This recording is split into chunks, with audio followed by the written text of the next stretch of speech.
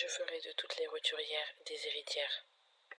On nous a appris à croire qu'il fallait être productive tout le temps, à fond, 24 heures sur 24, 7 jours sur 7, comme si on devait toujours être dans la même énergie, dans la même forme. Mais la vérité, c'est qu'on ne fonctionne pas comme ça en tant que femme. On n'est pas linéaire, on est cyclique et ça change tout. Alors aujourd'hui, j'ai envie de te parler d'un outil qui a transformé ma façon de travailler, de m'organiser et de prendre soin de moi. Écouter mon cycle. Comment être productive en respectant tes phases sans culpabiliser et en étant douce avec toi-même, c'est ce qu'on va voir ensemble.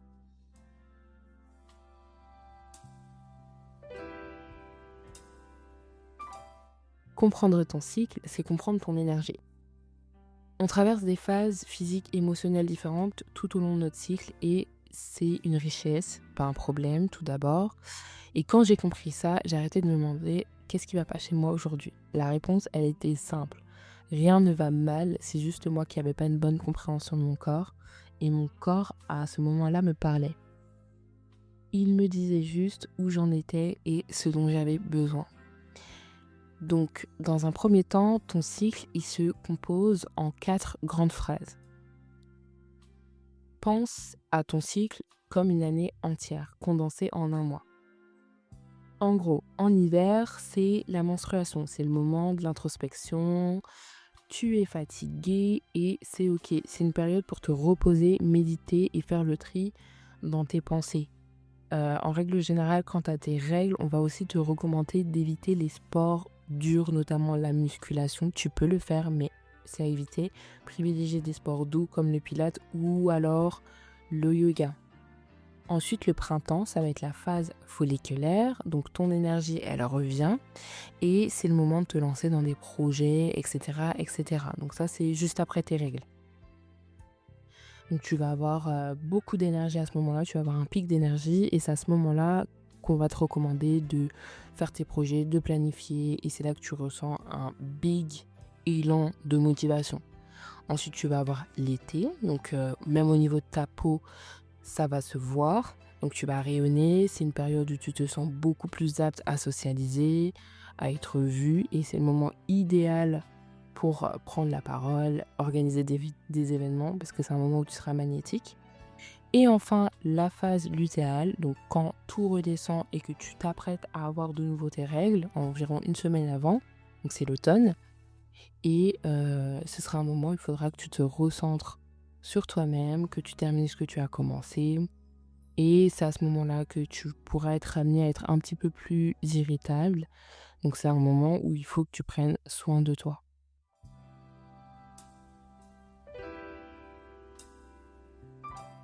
Comprendre ton cycle, c'est comprendre ton énergie. Tu n'as pas la même énergie chaque semaine et c'est normal. On traverse des phases physiques et émotionnelles différentes tout au long de notre cycle et c'est une richesse.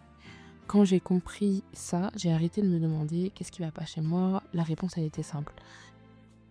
Rien ne va mal, mais c'est mon corps qui essayait de me communiquer quelque chose et il me disait où j'en étais et ce dont j'avais besoin. Pour ça, il a fallu que je comprenne comment le cycle était composé. Donc ton cycle, il se compose en 4 grandes phases. Et j'aimerais que tu y penses comme une année entière condensée en un mois. En hiver, tu vas avoir tes règles. Donc ce sera la phase menstruelle. Ton corps va tout éliminer et c'est un moment de repli. Donc tu vas pouvoir ressentir de la fatigue, une baisse d'énergie. Donc c'est le temps où il va falloir que tu te reposes et que tu en fasses le moins possible, que tu évites les sports ou les activités trop physiques qui te demandent trop d'énergie. Ensuite, tu vas avoir la phase folliculaire qui représentera le printemps et qui est juste après les règles. Donc ton énergie, elle va remonter doucement. Tu vas te sentir plus légère, plus optimiste et c'est une période propice pour démarrer des projets, poser des intentions, s'organiser.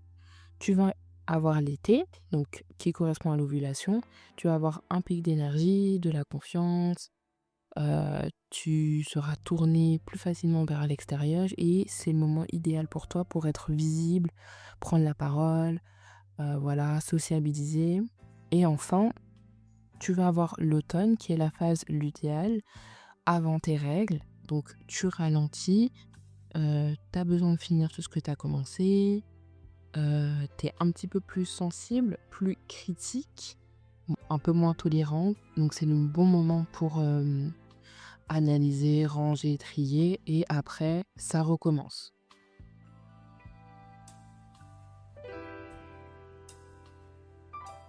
Une fois que tu as compris les 4 phases dont sont composés ton cycle, il va falloir que tu apprennes à adapter ta productivité en fonction de ces phases. Je tiens à préciser que c'est assez intéressant pour les filles qui ont des troubles tels que le SOPK, l'endométriose, ou alors pour des filles qui ont les règles douloureuses, mais également pour des filles qui ont des règles tout à fait normales. Donc dans un premier temps, pendant tes règles, il va falloir ralentir pour mieux repartir. Donc ton énergie elle est basse et c'est complètement normal. Si tu peux, privilégie des tâches douces, de la lecture, de l'écriture, accorde-toi plus de pauses et si possible, repose-toi vraiment. Ton corps il est en train de travailler à autre chose et personnellement, moi je limite mes rendez-vous à l'essentiel. Je m'accorde du silence et je me fais plaisir alimentairement parlant. Là, franchement, c'est à cette période-là, en règle générale, je m'essaie des sushis parce que j'aime ça. Ensuite, après tes règles, tu rentres en phase folliculaire. C'est un élan de renouveau, donc c'est le moment où tu vas avoir envie d'avancer, tu seras motivé et tu auras un regain d'énergie. Tu auras vraiment envie d'agir et de faire de nouvelles choses. Moi, personnellement, j'en profite pour brainstormer, pour planifier mes contenus, poser mes intentions pour le mois. Et c'est un super moment pour créer des to-do list. Et en règle générale, dès que mes règles sont terminées, donc dans cette phase, je me fais une pamper day parce que les règles, c'est une étape qui est quand même relativement fatigante. Donc je m'accorde un temps de douceur, un temps où je prends soin de moi. Ensuite, tu auras l'ovulation. Donc c'est à ce moment-là, en règle générale, que tu te sens belle, que tu as de la confiance, de l'assurance, de l'énergie. Et c'est en règle générale sympa pour vraiment mettre en exécution des projets qui sont plus énergivores.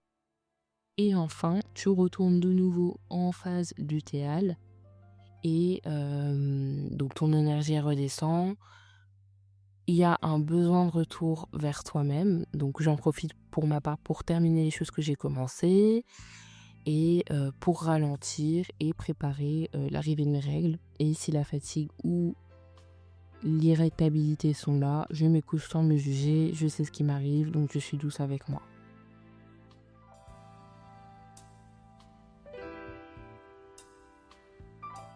Travailler avec ton cycle, c'est te respecter profondément.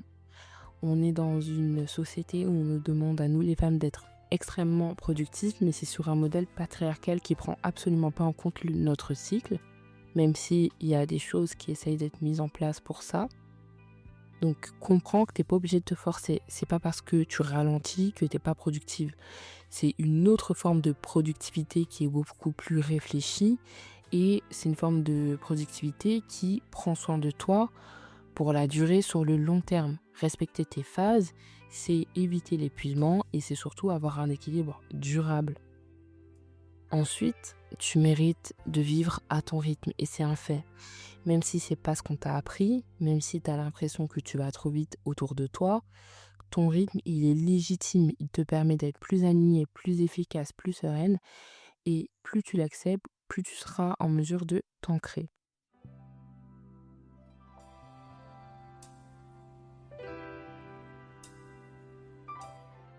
On n'est pas faite pour être les mêmes chaque jour. Et c'est ça notre vraie puissance. Écouter ton cycle, c'est te réconcilier avec toi-même, c'est apprendre à collaborer avec ton corps au lieu de lutter contre lui. Alors la prochaine fois que tu te sentiras différente par rapport à hier, pose-toi cette question. Où j'en suis dans mon cycle et de quoi j'ai besoin aujourd'hui? Tu as le droit de ralentir, tu as le droit d'avancer quand tu en ressens l'élan et c'est en te respectant que tu deviens vraiment productif. Si cet épisode t'a parlé, partage-le avec une femme qui a besoin d'entendre ça ou alors de l'apprendre parce qu'on mérite toutes de s'écouter davantage. Je te dis à très vite dans un prochain épisode de l'héritière. Prends soin de toi.